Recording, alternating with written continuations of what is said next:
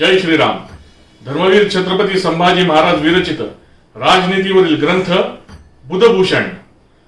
आधीच्या व्हिडिओमध्ये आपण बुधभूषण ग्रंथाची निर्मिती कशी झाली आणि त्याच्या आधीची पार्श्वभूमी काय होती, तसेच पहिल्या अध्यायामध्ये काय सांगितलंय हे बघितलं. या व्हिडिओत आपण बघूयात दुसऱ्या अध्यायात काय सांगितलंय. 630 श्लोक आहेत दुसऱ्या अध्यायामध्ये.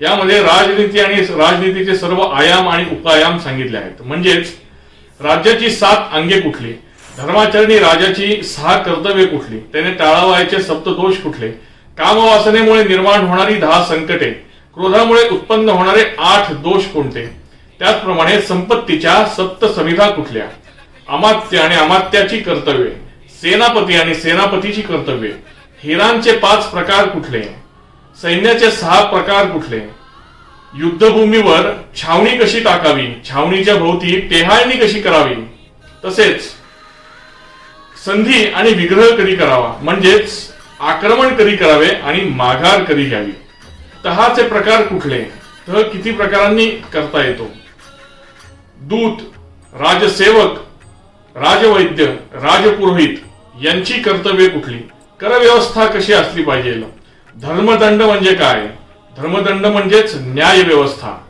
ती कशी असली पाहिजे, राजाने राजकोषाचा सांभाळ कसा करावा, संपूर्ण राज्याचे सार ते दुर्ग, ती दुर्गनीती कशी असली पाहिजे, दुर्गांचे प्रकार किती व कुठले, दुर्गाचा जो प्रमुख असतो म्हणजे ज्याला आपण किल्लेदार म्हणतो, या किल्लेदाराची कर्तव्ये कुठली हे सांगितलं आहे. त्याचप्रमाणे किल्ल्यांवर असणारे प्राणी यांची निगा कशी राखायची, अश्वाध्यक्ष म्हणजे काय, गजाध्यक्ष म्हणजे काय, हत्तीचे 6 प्रकार किती आणि कोणते, ते हत्तीचे 6 प्रकार कोणते हे सांगितलेलं आहे. त्याचनुसार खड्गधारी म्हणजे काय, अंगरक्षक म्हणजे काय, त्याची कर्तव्ये काय हे सांगितलेलं आहे. तसेच लेखक कसा असावा, त्याने कशा पद्धतीत लेखन केले पाहिजे, राजाने सभेमध्ये कसा प्रवेश करावा, दरबारामध्ये कसा प्रवेश करावा, त्याची देहबोली कशी असली पाहिजे, या सगळ्या गोष्टी राजनीती संदर्भातल्या या दुसऱ्या अध्यायामध्ये सांगितल्या.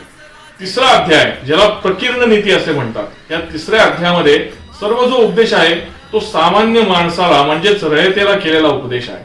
ह्याच्यामध्ये रयतेने कसं वागलं पाहिजे, आळस हा कसा आपला शत्रू आहे, आपण कायम कसं कार्यतत्पर राहिलं पाहिजे, धर्माचरणी कसं वागलं पाहिजे, धर्माला धरून कसं वागलं पाहिजे आणि धर्माला सोडल्यावर आपली हाल कसे होतात हे संभाजी महाराजांनी सांगितलं पाहिजे. बचतीचं महत्व शंभूराजांनी इथं नमूद केलेलं आहे. त्याचप्रमाणे माणसाचे 6 शत्रू कुठले हे देखील संभाजी महाराजांनी सांगितले आहे.